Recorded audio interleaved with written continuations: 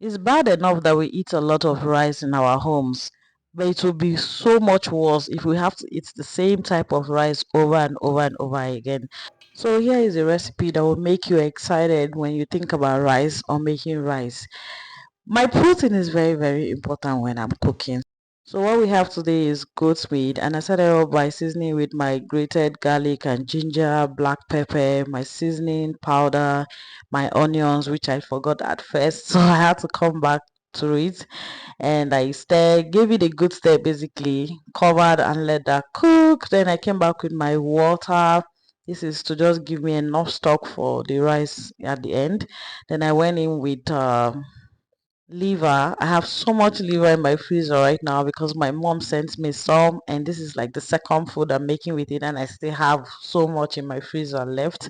So I went in to wash my spinach. I gave my spinach a good wash and fried my it's time to find my protein. That's the liver and the goat's meat. I had a bad experience with frying stuff the other day, so I had to take precaution this time around.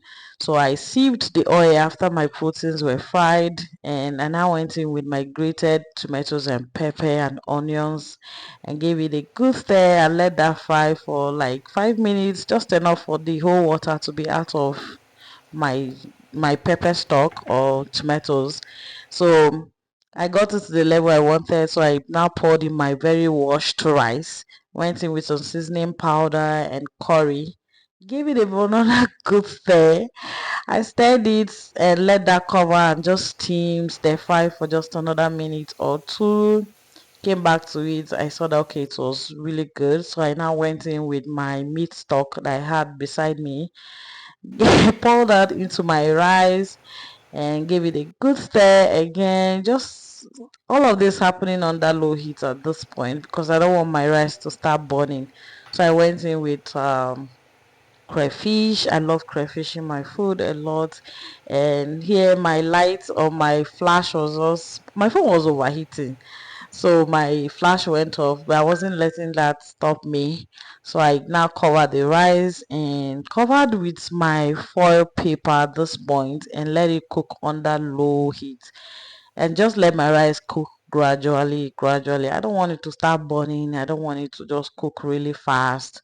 So I saw that the grains were still a bit hard. So I now went in with a bit of water, not so much, just light stir, and just let the water sink down to the bottom of the pot. Then I added a spoonful of my cooking butter on top of the rice. Just cover it. I'm not stirring that to just let it melt into the rice. That will make my grains loose and scanty, and it's exactly what I was going for.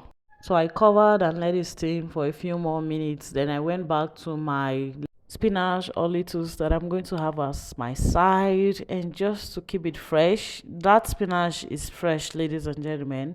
There's literally no fire under that pot. I just want a little bit of steam and to keep it fresh. So I went back to my rice and I saw that it's perfect. So I now went in with my liver that I had fried by the side. Then my goat meat also. This is looking like aso jollof. But trust me, it's so much good. You don't have to be picking protein from the side. Everything is inside. So as you are biting into your rice, you are biting into something crunchy. And it was so nice. So now it's time to serve my plate for my partner, and I just wanted to let you guys see the inside of this rice once again. See, it's so loose, fine, sweet. There's everything going right for this rice. I hope you follow my recipe. Oh, subscribe and follow for more recipes, just to give your meal a twist every now and then, so that we don't keep it boring. We Africans, especially we that are in typical homes, we don't play around with food as much, but we can change up recipe of what we are already eating. So here's the full plate that I served. It looks so good, and that's my own as well.